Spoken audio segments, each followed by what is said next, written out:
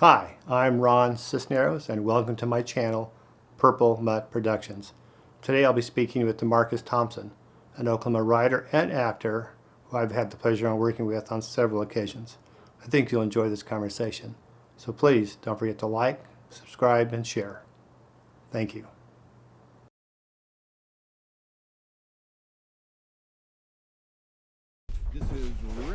Garrett, don't forget to get groceries today. Local police announced that murder suspect Garrett. I ain't trying to hear all that. Okay, you're not in charge. Really? Well, then get up and do something. You've done nothing but mope around the house since Mom and Dad died. Look, I know it's hard. You think it's been easy for me? But at some point, you're gonna have to get off the couch and help. You know what? Keep talking. I'll send you to live with Aunt Mildred.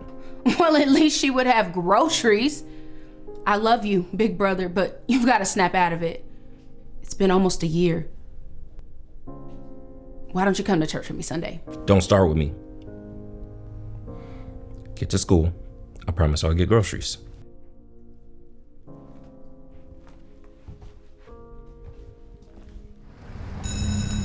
You guys have seen a clip of DeMarcus and the late Ariana Texan, who you worked with in Unkind. Yes. And you said another project? So we first met on Unkind, a short film that Jeff LaForce created. Yeah. And then later on we worked together on a Paycom Center commercial. I believe it was more for, hiring, so it's more for themselves. It's nothing that's publicly released as far as I know. Right. But yeah, that was the last time that we worked together. So tragic to lose such a great artist in person as well. Right. So DeMarcus, welcome to my podcast. It's great to be here. Yeah. Hey, we worked together yeah. on a couple of things. I think the first thing was Wealthy Soul. Wealthy Souls, yeah. I feel like we probably met before that. I think we knew each other. Yeah. We might have been cast and maybe not in the same scene, but you were familiar when we met. And you had a great role. You were all over that film. I think second, technically supporting role, but no, that was second lead role I think I've done. Now, have you seen it? Because I asked you several times, and you go, "I've not seen it yet." Right. I procrastinated a lot, but I did watch it. No, you did great. Yeah, I thought it was great, and it was really cool because I was also able to get my hands on some of the original footage, just so I could finally put together a reel. No, that was a great experience. I had fun on that. And then we were both cast on Jeff LaForce's film Unkind. We weren't in the same scene, but we were together. So right. Raphael was also cast, and that played my son. So he was on my last podcast. Right. So Jeff LaForce, he's a force. He's doing a lot. Yeah. Doing a lot. So there are two other projects we worked on together when I think about it. Okay. We did Welcome to the Neighborhood, of course. Yes. We did. Yeah. And then we also, so again, this one we weren't in the same scene, but we saw each other in passing on that day. But we did the Will Rogers airport commercial. That's right. Yeah. That's right. Yeah. Yeah, I always get cast as a dad. I had a son that day as well. Hey, I had a daughter that day. That was surprising to me. In fact, I posted something about here I am with my fake son on set. And relatives back home, they see that. They go, "Oh, he looks so much like you." Yeah. It's like, it's scary what casting can do. my fake son. So tell us about yourself. How did you get into acting? Oh, man. Yeah. Yeah. It's kind of it's very rare that few people know what they want to do in life. And so knowing what I wanted to do my whole life was kind of a blessing. Granted, nothing was solidified until probably college, but I've always liked telling stories. Always liked telling. Like from the time I was 4 or 5 years old, since I could write, I would write all these short stories. And it didn't snap for me that I really wanted to do movies until I was really going to movie theaters a lot with one of my late uncles. And when I graduated, I had two choices. I said, okay, I'm really good in both of these fields. I could go into journalism or I could go into psychiatry. And I didn't want to do psychiatry because I don't want to hold that amount of weight over another person's livelihood. So I went to journalism, and journalism was fun, but I didn't I changed majors after a year to film and media studies solely because I didn't appreciate that form of storytelling because it was too fast paced. I wanted something that I could, really get my hands on and work around in. Did you go to school here in Oklahoma? Yep, went to the University of Oklahoma from 17 to 20. Yep, and since then, just been working. Started out behind the scenes. Well, yes and no. So behind the scenes was my bread and butter. And so I was your PA, I was your sound. I script supervised. I don't have a credit for that, though. Outside of that, my first film that I worked on, short film, was for a upperclassman. And it was a short film that's incredibly hard to find. I don't even know if I can find it anymore. But it's called Give Me the Rope. And it's one of those, kind of what happened here, murder mystery type things. And since then, I think it wasn't long after a project I worked on, Ghoster, where I was doing PA work on that. It wasn't long after that where I kind of said to myself, I really want to do this acting thing, and talked to some of my behind the scenes friends, and they were very much supportive. But the piece of advice I received was, you choose behind the scenes or you choose acting. Right? It's not that you can't do both, but it's easier to focus on one than to do both because it's different unions in different sides of the industry. And so I focused more on my acting career, which started out extremely slow. I was able to get a background role, which, again, wasn't allowed to receive credit for. But I got a background role on For the Love of the Money with Cat Williams. And from there, got some headshots, did some monologues. Luckily, got an agent with Real Talent. And I believe you're also with Real Talent, right? Real Talent, yes. Okay. Right. And since then, just took off running, I still write. I still take classes from time to time. And then since then, been in some films. But I've also, I would say in the last couple of years, with everything that's been going on in the industry, I've slowed down ever so slightly, not just because the industry was moving kind of slow, but also because just needed to take some time to reevaluate how I wanted to approach and what I wanted to do with my image and my likeness. So when you said you write, is it scripts or do you write other stories? Or Oh yeah, I've done long form. I've tried to do the novel type stuff, and it's not that I don't have any. I have some drafts, but it is definitely a lot harder than scripts. So I tend to stick to scripts. Scripts are very easy. I can lay it out. I can make the characters pretty easily, give them different archetypes, and it's really fun, especially with this industry, because you all too often will get contacted by other people who are like, "Hey, I heard that you can write." I'm like, "I can write."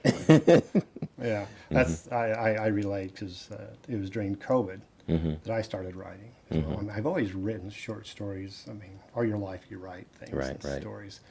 But I started a story, and I had a good friend who's a cancer survivor. Okay. He was writing cancer blogs. So I was reading his blog and said, he's a pretty good writer. So I was probably 6-7 chapters into my book. So I sent him the next chapter. I said, I challenge you to write the next chapter. And a week or so later, he sends it back. And kills one of my characters right off. Right, but he writes this great. I think it's chapter 7 or 8. So I wrote the next and sent him the next. We went back and forth. And before we knew, we wrote a novel. Right on. And published it. So it's like, wow.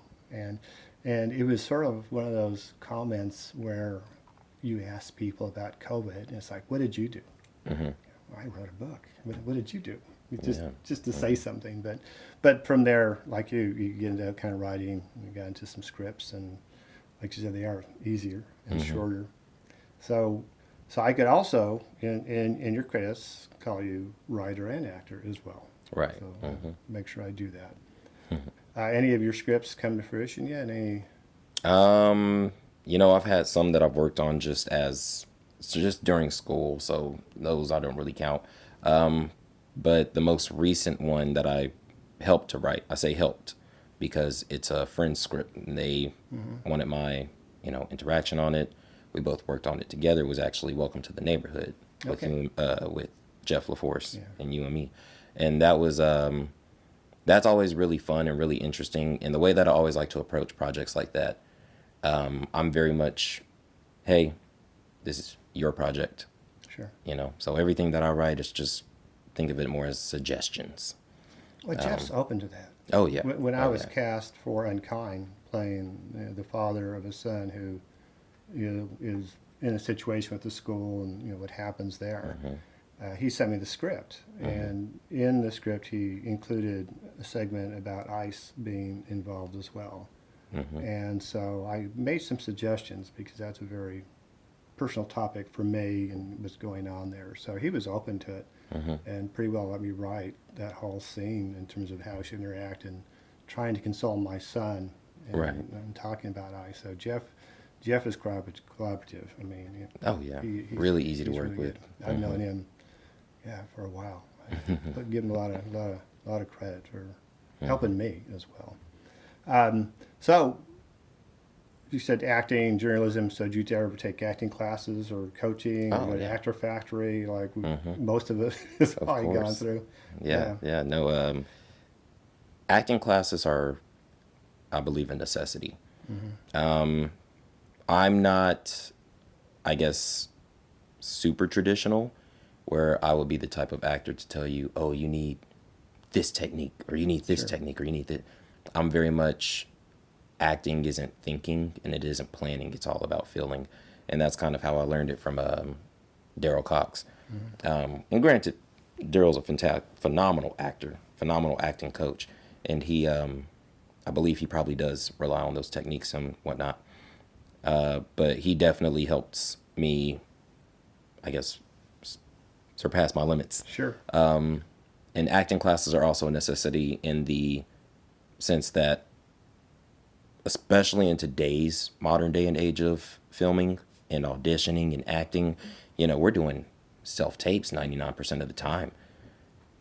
And after a while, whenever you're doing that with, your roommate, your family member, whatever app you're using that reads it back to you, you get stale, I feel like. And those acting classes help you get a new set of eyes on you and helps you network and collaborate and see so many other ways that you could approach something that you didn't know you might not have been as strong at. So two of the things for me personally were I did a self-taping class, auditioning class with Chris Freyhofer. And Freyhofer's always amazing to work with. I think he's amazing to work with simply because he's very blunt. He's to the point, and he's honest. Tough, but blunt is another good answer. But he's good. He is good. And so one of the things I learned from him is that I was lacking when it comes to anger, which makes sense because I've always been a very relaxed, calm, rational type of person.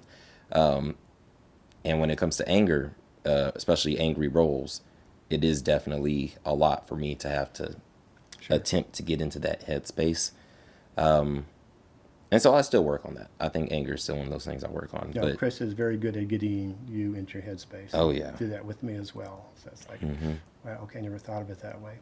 and of course, you kind of leave, you feel a little defeated until you drive home. You're going, okay, I get it. And it kind of clicks.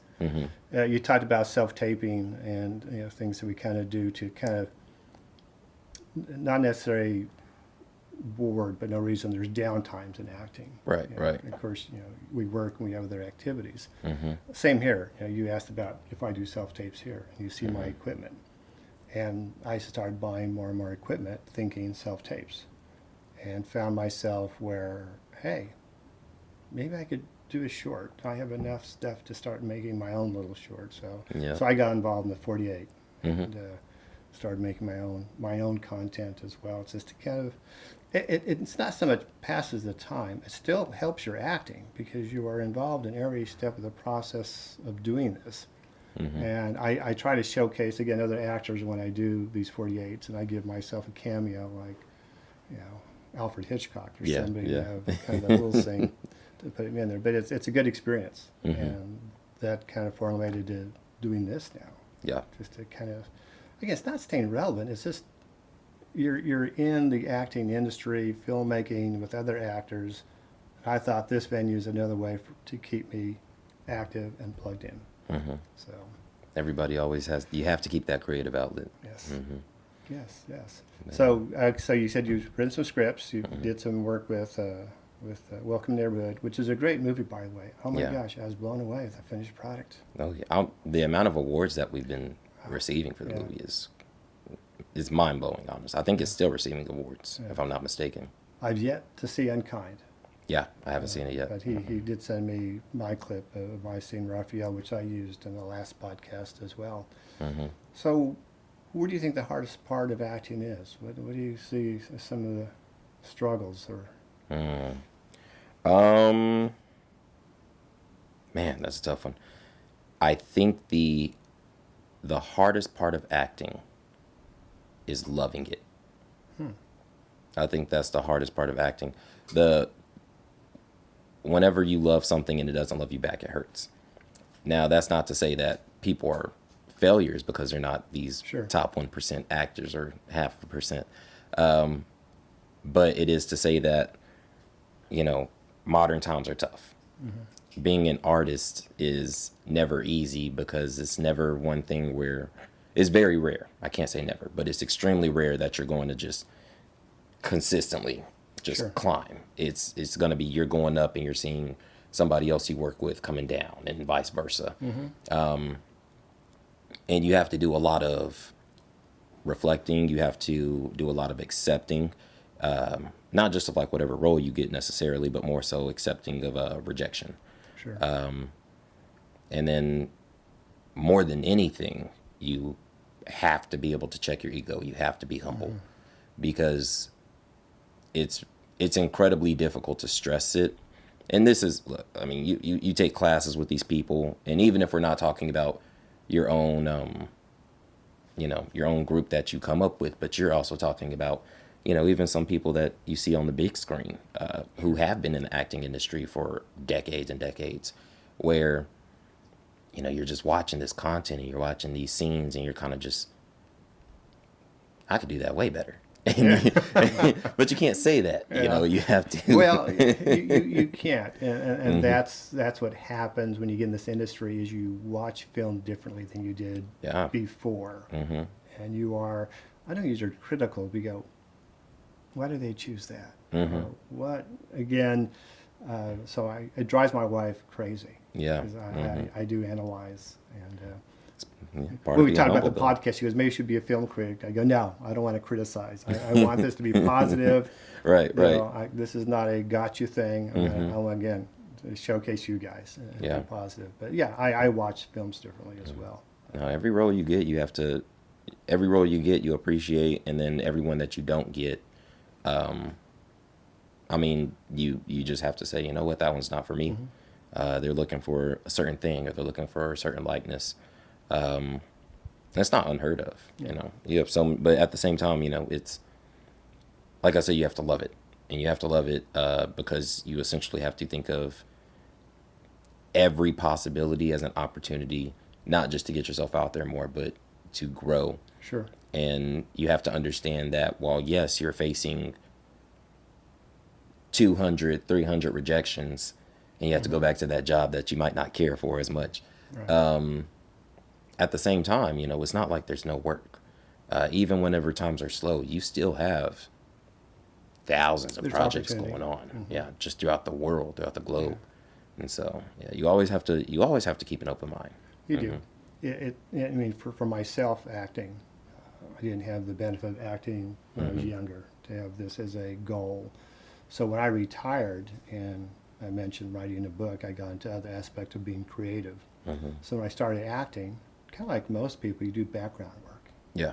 And I have a friend who asked me about it. He's not an actor, and said, how do I get started? And I suggested background. I go, one or two things are going to happen. A, you can be bored to death and hate it. Yeah. Or you can Yeah. get bit. The bad side is if you get bit. Because once you get bit, then you pursue it further. Yeah. And I still had to convince myself, and in fact, friends would say, my wife would say, what's your end game? Especially at my age. I go, that's a good question. I'm not sure. I'm taking it a day at a time.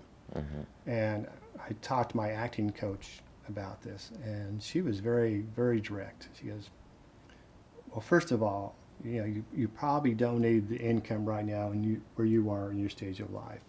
But now you have to compete with these other actors who are working to pay the rent. Yeah.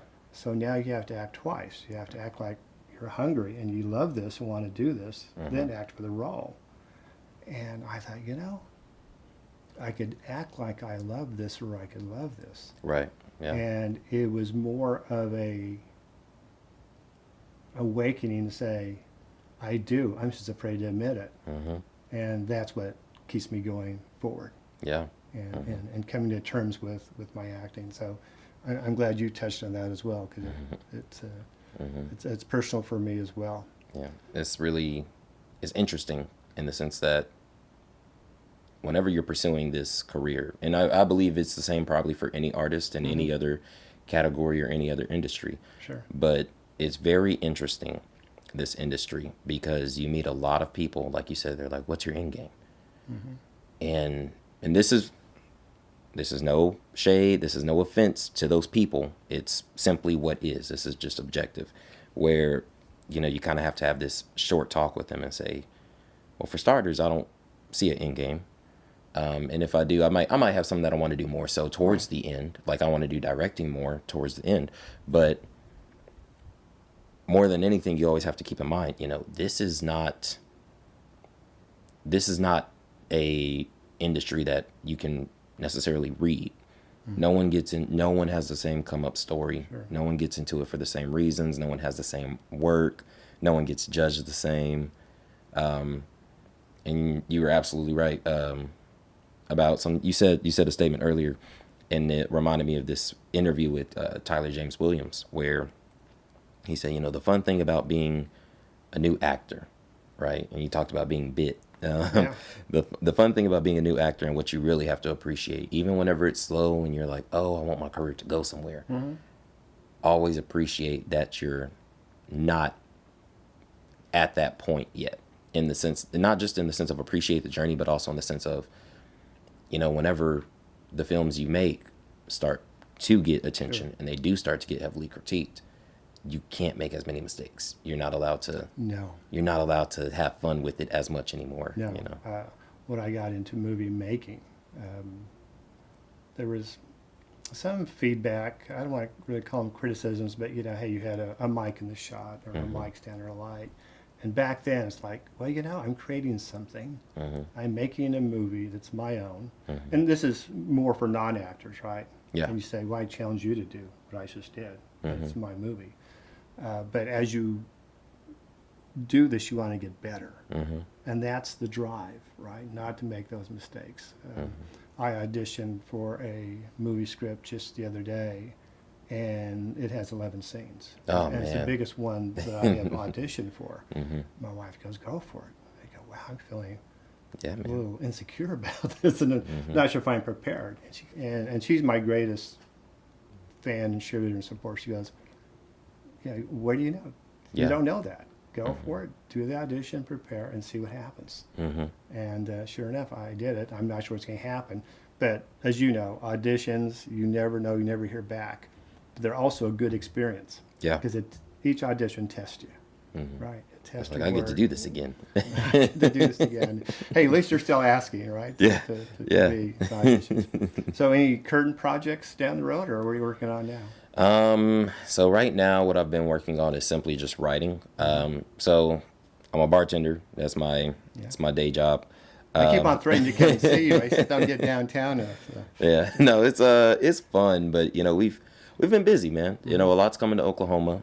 We've had some volleyball tournaments, some NCAA. Sure. And this is a film podcast, I know, so I'm not going to get too off topic here. No, that's huge, though. It's huge. This is about Oklahoma. Right. Actors and what's going on here. But, it's definitely keeping me busy. So whenever I do have the free time to myself, I won't lie. I think I've spent most of it just recovering mentally. Yeah. Which is always hard because it's like, okay, choose to recover mentally or use your creative outlet. But I will say I've been getting more auditions during between January and now of this year. compared to January and now last year. I think I've been getting some more auditions, and so that's been keeping me pretty busy. I'm on hold for a project right now, which I hope to hear back from soon. Save the day. Yeah. This industry is terrible at communication, man. You're like, you need me to be where tomorrow? Yeah, well, it's not only that. It's only save the date. When you are cast, Yeah. you don't hear until the day before. Oh, what your man, call time it's is. tough. Yeah. But right now, just auditioning, looking through things. I've gotten to, I like to read. That's one of my hobbies. And, they're coming out with a new Hunger Games this year. Yeah, you're I actually submitted myself for that project, and it's, it's fun whenever you can see something that's really big that you as Sure. someone who's not, Brad Pitt and Denzel and all that, it's always fun to say, I can possibly submit to this. Oh man, like this is gonna be cool. Yeah, but locally we are those people now. Yeah, And that's the yeah. point of the podcast. There are Oklahoma actors who are so talented, so visible, do so many different things, whether it's movies, commercials. That why don't we all know each other and support one another as local Yeah. actors? And I hate the word celebrities, but you know what I'm saying. We have some very talented people. Oh, as absolutely, well. So absolutely. Yeah. it's all good. So no, that's good. Anything else you'd like to share with the? I mean- with me or the people out there. I have a few scripts that I've been writing on, and I actually had another one that was sent to me recently about my mom, and we're collaborating on that. And I won't say too much about them. One of them definitely resolves more around the restaurant industry. For people who like The Office, I think they're going to get an idea of what I'm probably working on there. And I've had some setbacks because, things have been busy, but the script is underway. Script is almost done. I have characters I don't want. I think it's kind of just setting it off and just getting people together to work on it. Yeah. One question I want to ask: have you done work outside of the state? Do you audition yeah. for Atlanta and L.A. and Chicago and those areas? All the time, man. As far as work outside of the state, I think it's been minimal, and it's been minimal. Some of the projects I just haven't gotten, and then some of them I just haven't been able to do, just because it's too last minute. So there was Whitney Houston's biopic. Yeah, I see that coming up, yeah. Whitney Houston's biopic that they did some years back. They were doing feature background roles for that, and they wanted me. They said, "Hey, can you be here at 10:30 a.m.?" And I turned that down because it's in Boston.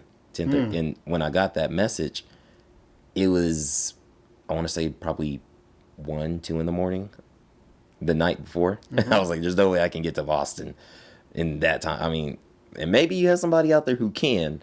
At that point in time, I didn't have the ability to do so. But, I've gotten to audition for some Tyler Perry roles, which have been pretty interesting. I've gotten to audition for some stuff out of Atlanta. I was able to go to Albuquerque, New Mexico, which, for those who haven't been, is basically like a desert font, Oklahoma, in my opinion. And, that one was more of a tag along. My brother got a role over there, but it's really cool because you got to see, Netflix is down here, and you get to look around and see how the film culture is kind of looking over in that area. I've done a good handful of work in Texas. I feel like anybody who works in Oklahoma Works in Texas. And a little bit of Missouri too. I can say the drive to Missouri is a lot more boring. But I've gotten to do a fair amount of travel, and hoping to definitely do more. One of our colleagues, as you know, he was blessed, and he received a role that he's shooting in Canada, I believe. So. Yeah. So that's awesome, and I'm right here, and I'm like, man, I can't wait. I know. Can't wait. It is. It is. And you're happy for your friends who are actors who get all these the roles. time, all the time. Yeah, it's not something you have to. You can't let your ego get in the way. Saying, In fact, Marty Smith, who's an actor close to my age, he was one of my first guests, and we were talking about being each other's competition, and for the same roles. And I go, that's okay. Competition's good because it makes you want to be better and do better. So, well, those are questions I have, and man, I appreciate you being here. Oh yeah, of You know, course, you, of you course. brought It's a been fan, fun. which is great. Right, my grandmother. She's one of my inspirations actually, because she's a doctor in literature and English, and growing up, you know, I'm one of the few grandchildren who actually likes to read and who actually you know, enjoy sharing stories with her and being able to sit in silence and just enjoy that, I guess what I would call like that artistic piece.